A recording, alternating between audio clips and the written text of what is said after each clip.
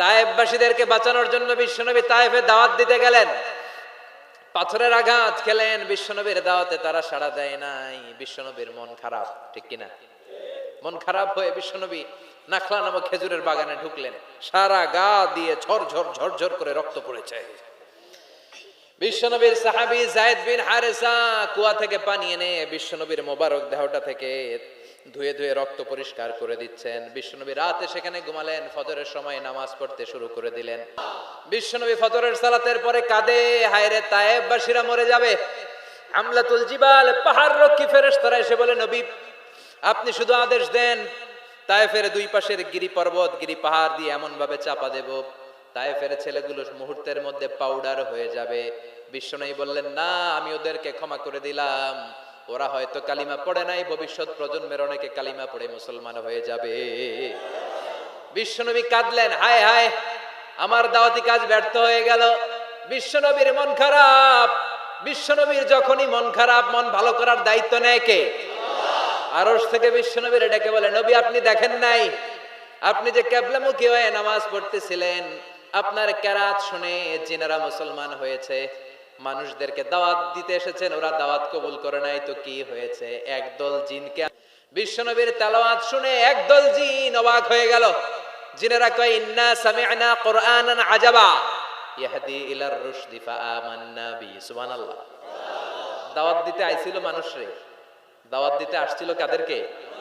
কিন্তু মানুষ দাওয়াত কবুল করে নাই। আর বিশ্বনবী কেঁদে কেঁদে যখন নামাজ পড়ছিলেন, তেলাওয়াত শুনে জিনেরা অবাক। জিনেরা কয়, এটা কোনো মানুষের বাণী হতে পারে না, আল্লাহর বাণী ছাড়া। জিনেরা এই বাণী শুনে কোহে কাফে যে জিনের রাজ্যে যে দাওয়াতি কাজ শুরু করে দিল আর ঘোষণা দিল, আমরা মুহাম্মদের উপর ঈমান এনে মুসলমান হয়ে গেলাম। এরা মুসলমান হয়ে গিয়েছে। বিশ্বনবীর আল্লাহ খুশি করে দিলেন, এই নিউজ দিয়ে খুশি করে দিলেন। সুবহানাল্লাহ কবেন না? তাহলে বিশ্বনবীর খুশি করার দায়িত্ব কার? বিশ্বনবী দাওয়াত দেওয়ার জন্য তায়েফে গেলেন। মক্কাতুল মুকাররমা থেকে 70-80 কিলো দূর, পাহাড়ি এলাকা, ঠান্ডা এলাকা। হজ উমরা যারা করেছেন দেখেন নাই, ঘুরে ঘুরে ঘুরে ঘুরে উঠতে হয়। আবার এখন ক্যাবেল কার আছে, ক্যাবেল কার দিয়ে ওঠা যায়, নামা যায়। আমি গিয়েছি অনেকবার। ওই তায়েফে বিশ্বনবী দাওয়াত দিতে গেলেন, কিন্তু তায়েফের ছেলেরা বিশ্বনবীর দাওয়াত কি গ্রহণ করেছে? কি করছে? তিনটা জায়গায় বিশ্বনবীকে পাথর মেরে বেহুশ করেছে।